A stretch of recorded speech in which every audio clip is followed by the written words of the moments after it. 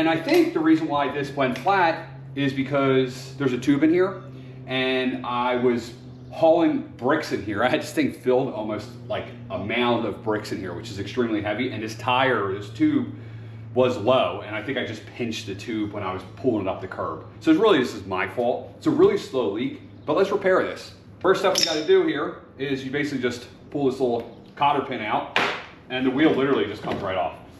Couldn't be easier. So there's a tube inside here, so we gotta get to this tube. So what we need is some kind of prying bar. You could use tire levers, like a bike.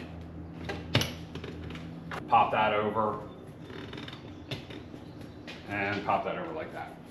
Now you could use screwdrivers to do this, and if you had longer metal levers, which I do, they would probably work even better. If you use screwdrivers, you just want to really be careful you don't scratch your rim up.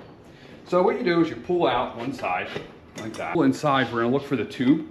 Feel for the tube. And this is basically like changing a bike tire. So if you've ever changed a bike tire, so we're just pulling this tube out like so. So this is what the tube looks like. So there's obviously a small puncture somewhere. So what I'm going to do is I'm going to replace the tube with this inner tube that I got from Lowe's. What you're looking for is this number here, this 400 number or 4.00 number on a 13-inch rim. And if you look on the tire, it actually has that. This number here, this is your tire, this is your tube size on a 13-inch. So what I'm going to do is actually I'm going to pump this up. I want to find out where's the hole. I want to make sure I don't have like a piece of metal or something in there that's going to puncture the new tube when I put it on. Oh yeah. So this is unrepairable. See where that is? It actually failed at the valve, which definitely probably means I did not have enough air in it. I overloaded this thing and the metal probably cut the valve. So this tube is actually, I can't even patch this. I was hoping I could patch this and at least keep this as a backup, but I can't. It also tells me that nothing punctured the tire and then punctured the tube. So now we're just gonna grab our new tube. And this tube's pretty neat, the one I got from Lowe's. It has this sealing stuff in it, kind of like slime. So now what we gotta do is we gotta get the tube inside this wheel. So what we're gonna do is put the tube inside the wheel, inside the tire, push it over the rim, and then we wanna line up the valve with that right there. The tube pushed in there and we pushed it around the rim.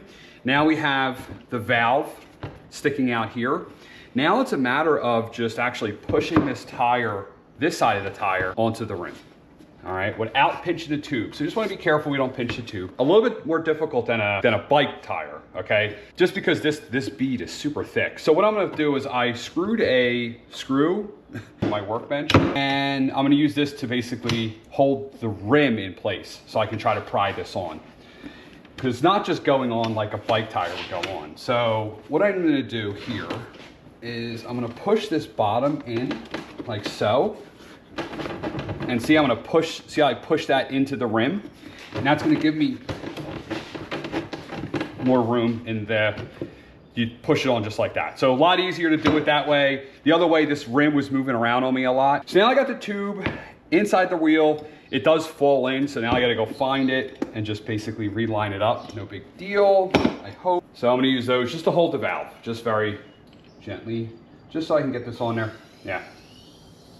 And get some air in there. If I was gonna go get another tube for this, I would make sure I would get an extra long valve stem. The one I have here, the valve stem seems to be a little short, so it's a little difficult to get the air in there, but it's working. There's definitely air in there. Sometimes you'll see they have extra long valve stems.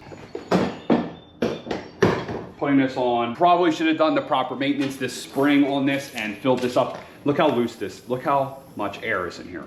And I've been using this. This flat is 100% my fault, not the cart's fault. Now, I've been using this to move mulch. I got 13 yards of mulch. Oh, it's steamy. All right, so I did move like almost half of this. Tell you what, I love this thing. I put giant arborvitaes into this, rock, stone, brick. It eats it up. It's a really good cart. It's lived outside all winter, and it seems to be pretty good. There's a little bit of rust in some spots. You know, like if I take this cotter pin off, you'll see like in the middle there is a little bit of rust, you know, but this is as expected. And this is because it's living outside. Is it rusting apart? No. Would I buy it again? Absolutely. Would I just take it out of storage and start using it again without doing any kind of maintenance on it? Probably not. Probably would at least put some air in the tire. I mean, it's so simple. I think one of the questions a lot of people have around these carts is this a replacement for a wheelbarrow? Now, I would say probably not for maneuverability. A wheelbarrow is a lot easier to maneuver through flower beds and stuff like that around. I mean, you can really maneuver that thing. This is not very maneuverable. Not because, are you going to school?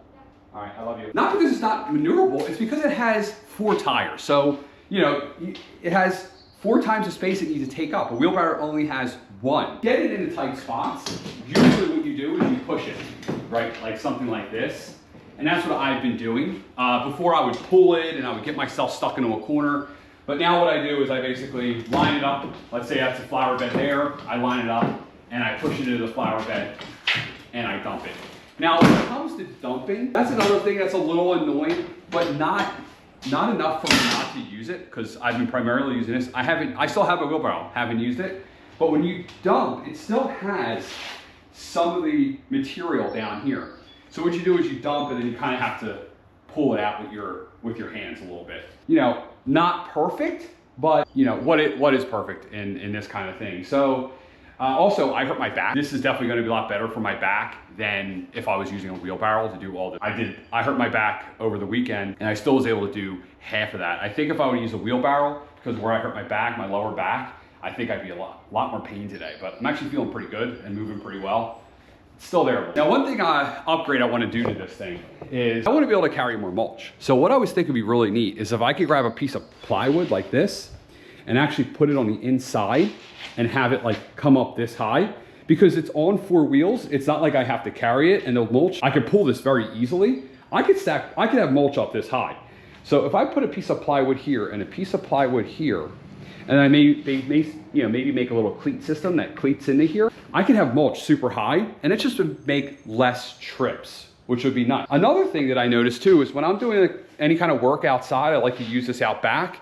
These clip on real nice right on the side. So that's been really nice as well. It's just a really good companion to have out in the yard. You put all your tools, you know, you don't have to use it for just landscaping. You can use it to move your tools around. So if I'm doing a project out back, I can run around. This is a disaster, I know. Pick this all up and, you know, bring it out there, put screws, all kinds of stuff in here. So this is like kind of like a life cart, not so much my landscaping cart. I use this for all kinds of things. Firewood, what have you. I mean, I really like this thing. I've used it a ton. I have not touched my wheelbarrow since I got this. Is it a replacement for a wheelbarrow? Like I said, I don't know, but I've used it primarily instead of my wheelbarrow. All right, so I'm Mike, Familydiytv. I hope this might have helped you out. How you replace a tire. The screw on the bench thing really worked out well. And Gorilla Cart doing 13 yards of mulch out.